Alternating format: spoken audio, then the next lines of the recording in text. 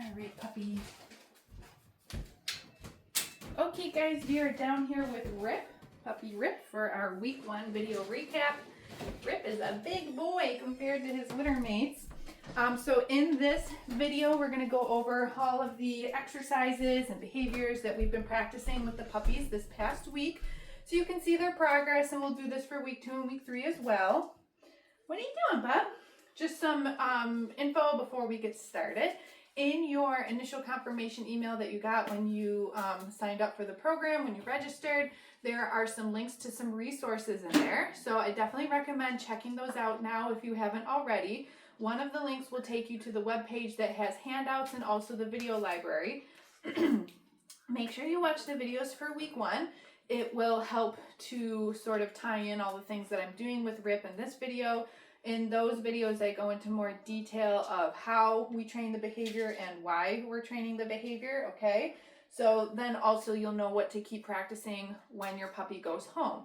A lot of the times I'll recommend, you know, we lay a nice foundation for these puppies. They're going to be good at the behaviors with us, but you also need practice too. So once your puppy goes home, maybe start with a lot of the week 1 behaviors, practicing with them, and you could probably progress faster than a week at a time, maybe just a couple of days at week 1, and then moving into week 2, depending on how the dog is doing and how you're doing, okay? The other thing that you're going to find in there is a link to book your Zoom lesson. I will be opening up my Zoom availability this week, or this weekend. So make sure you get your complimentary Zoom lesson booked before your puppy goes home in the next couple of weeks. If you have any questions about any of those things, or you need help navigating any of those things, just shoot us an email, or you can reply to that email, and we are here to help you do that, okay? So we are going to get started now with Rip. Last but not least today, where's your toy? Good boy. I'm gonna grab some food, and I'm gonna grab our clicker. The treats that I'm using are just these Vital Essentials, just little freeze-dried chicken treats. They come in different flavors. I like the chicken ones for the babies because they're soft. They're easy for them to eat quickly. Yeah, you ready, buddy? We're going to start by charging the clicker. So I'm just going to click, and then I'm going to hand the puppy a piece of food, okay? And we're going to do this maybe like 3 to 5 times in a row. I want to start by teaching the association that the sound of the clicker means that I'm going to hand you a piece of food. So I'm also moving around because I want the puppy to come to me for the food. I'm not going to the dog, okay? So they hear the click and they want to come to the food that's in my hand, okay? Good boy, where are you? You're lost behind my legs. You're so cute. Okay, so now we're going to move on. So there's a video just for that in your video library of, you know, charging the clicker.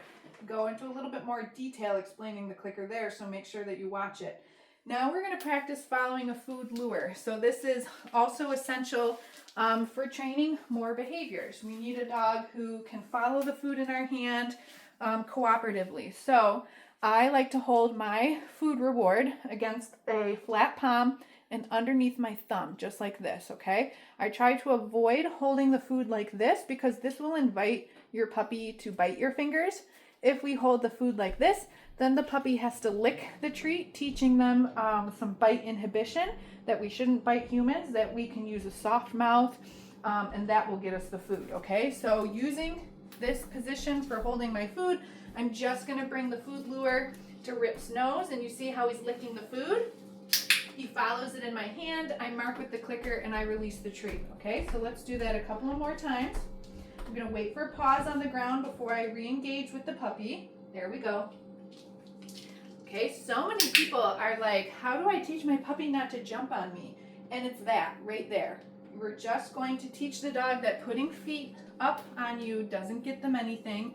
When they wait patiently, that's when they're going to, that's when we're going to engage with them, and they have the opportunity to earn that food that's in your hand.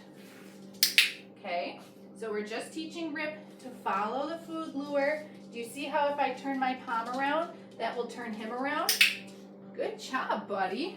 So super simple exercise, but not only does the dog need to learn how to follow the food in our hand, but you need to learn how to hold the food so that the dog isn't biting your fingers, and you can get this puppy to move around cooperatively without losing a finger, right?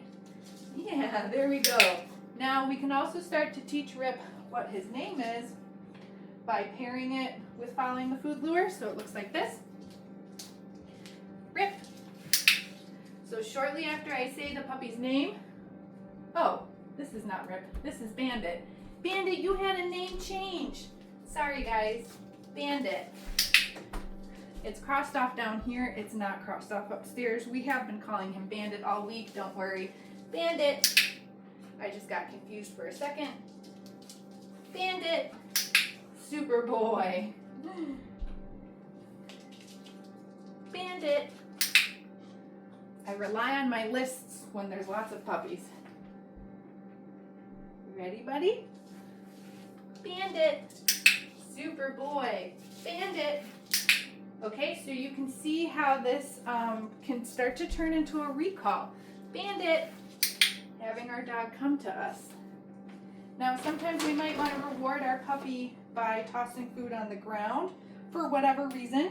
And I also don't want to inadvertently teach my dog that they can just go after anything that's thrown on the ground. So we pair this with a word. We're not going to use the clicker for this one. I'm just going to take the food. Oop, I already dropped one. And I'm going to say, okay. And that means that the dog can go after the food that's on the ground. Okay. And eat it. Okay. Good boy, Bandit. Okay. Super boy. Okay. All right, so if we're gonna feed from our hand after we ask the dog to do something, Bandit, that's gonna be a click and release the cookie. Okay, if we're gonna throw it on the ground, it's gonna be the word okay. Bandit. Good boy. Okay. Good job, buddy. All right, so that was a lot of stuff right off the bat. We're gonna take a second just to like play and decompress and sort of let all that sort of process in our puppy's brain. Now, when you're training at home, I definitely recommend maybe just 3 to 5 minute training sessions. They don't need to be marathon training sessions like in this video where we're spending 15 to 20 minutes training. We're just doing that so that we can show you everything in one go for your recaps. All right, but you can certainly just pick a couple of things, do a few reps, and then take a break, do some other stuff later in the day or the next day, whatever. Good job, buddy. You want your toy? What do you think? Where's your toy? Yeah. I just like to take little play breaks if I am doing a longer training session because again, like we just need the puppy to kind of process everything that just happened. And we don't want to move too quickly with them, right? You're a good boy. Are you sniffing around? You got to go potty? Or are you just sniffing for snacks? I think he's just sniffing for crumbs. What do you think? Should we move on? All right, so now we're going to work on our next set of behaviors. We're going to start with a hand target. This is going to look similar to the food lure, following a food lure, but it is a little bit different. So remember, this is following the food lure. We did a bunch of those already. The hand target, I'm actually going to detach from the puppy, and when he reattaches, that's when I'm going to click and reward. Bandit touch. Good boy.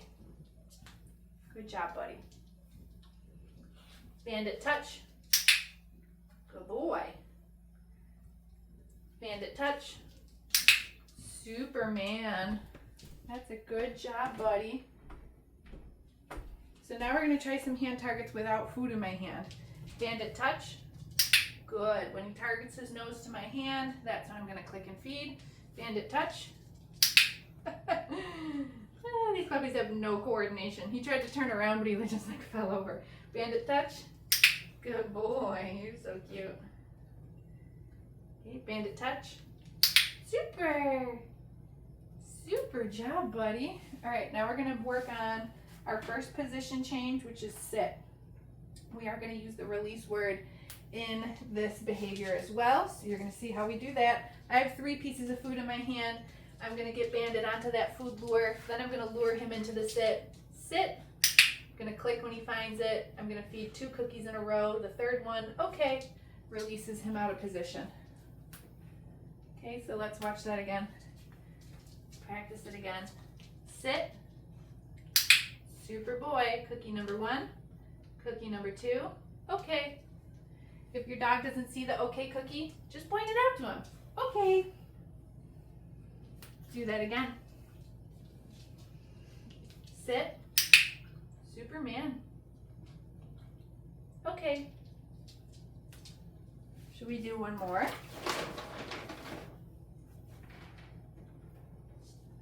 Ready, Bob? Sit. Okay. Yeah, you found it. That's a good boy. Okay, next we're gonna work on our mat. This is gonna be a stay behavior. We have simple criteria though for week 1 for these babies. So I'm gonna reload on my snacks. I have the mat. Criteria for week 1 is that they just put paws on. So as soon as Bandit gets all 4 on, that's when I'm gonna mark with the clicker. And I'm gonna start to drop those cookies down on the mat 1 at a time. At some point, the dogs might offer us a sit or a lay down. If they do, we'll roll with it. Okay. If they don't, that's fine. Next week, we'll up our criteria and we will want the puppies laying down on it. For now, just as long as they get 4 paws. Superman. There you go. Yeah. Okay. After I release him off the mat, I pick it up, I move it to a new location because I want to see that he can find it. Good boy. Yeah, you are so smart. Okay. Let's do that 1 or 2 more times. Ready, Bandit? Where's your mat? Super. Great job, buddy. Okay. Wow. You're so smart. All right, we'll take a break from that right now. All these dogs are doing great with their mats. We'll add steps to that each week so it'll look more and more like a stay each week. Do you have to go pee-pees? I feel like you do because you're the last one. You go pee-pee on there? No? You want to keep laying? Okay. All right, you better not have an accident. All right, so the next thing that we're going to work on is socializing Bandit to his harness. He is a bigger boy. He's going to get the bigger harness here. So there's a million different types of harnesses on the market. I'm going to show you how to get your puppy dressed in the one that they're going to go home with. Okay, so I like to pick the dog up. Okay, once they're in my arms, then we're going to take this harness and we're just going to stick their little feet through like that. Make sure the elbows are through. Then we'll do the Velcro. Then we'll do the clip. And Bandit is dressed in his harness. Easy peasy. No fuss, no fight. I'm going to take some cookies, set them down. Okay. Good boy. Okay. And I'm just going to toss some cookies around to get him moving and grooving in his harness. Okay. Whenever we put something new on a dog, there's going to be a socialization or an acclimation period to it. All these dogs are doing great with their harnesses. Okay, because we have been working on them all week. But like even when puppies are teeny tiny, you put the collar on them, they're scratching at it, they don't know what it's for. Sometimes, okay, you put a harness on a dog for the first time and they act like they're wearing a straitjacket and they can't move. Again, these dogs have been doing super great with it. But we just want to get them socialized to the harness because they're going to go home with these harnesses. You might pick a different type of harness as they grow, or you might pick a different type of collar to walk your dog on as they grow. But it's important to expose them to those different types of things now while they're in, their socialization window. We can also practice some other things with their harness on. Bandit touch. Good boy. Do a couple hand targets. Bandit touch. Superman. And let's do a sit too. Ready? Sit. Super. Look at you, Bob. Okay. Get it. Wow. Good job, buddy. All right, so we practiced having his harness on. Now we're going to take it off the same way. I'm going to pick him up. I'm going to undo the buckle, undo the Velcro, and off. Easy peasy. Okay, we've got one more exercise for me to show you, and this is our handling exercises. Okay, so I'm going to get down here with Bandit. If it's not comfortable for you to get down on the ground with your puppy, no worries. You can pick them up and put them up onto a table or a surface or, you know, whatever. But I'm going to be down here. I'm not going to use the clicker for this one because, as you'll see, I'm going to use both hands for this. So I've got a few treats in one hand. And I'm just going to lure Bandit to be in front of me. He's licking these cookies. And now I'm just going to practice some handling. So I'm going to pet him first. Yes, make sure he's comfortable with that. And I'm going to say yes before I feed him a cookie, since I'm not using the clicker. Yes. So there I just practiced picking up his ears, gently massaging ear canals. Yes. Picking up front feet, gently massaging toes. Yes. Good boy. Okay. Releasing him out of that position. Refilling on some cookies. He comes back. We're gonna, hey, can you stand up? There's a good boy. Back feet. Yes. You see how they want to sit down? So this is like important. Yes, because I'm teaching him sometimes I need to touch you and I might need you to stand. And I need him to be okay. Tail, yes, with me manipulating him like that, all right? So that's why we're pairing it with a food reward and a little bit of restraint. So just like how I was standing him up, I can put my hand under his belly, yes, and just like hold him still for like a second, yes, okay, and then release him out of position there.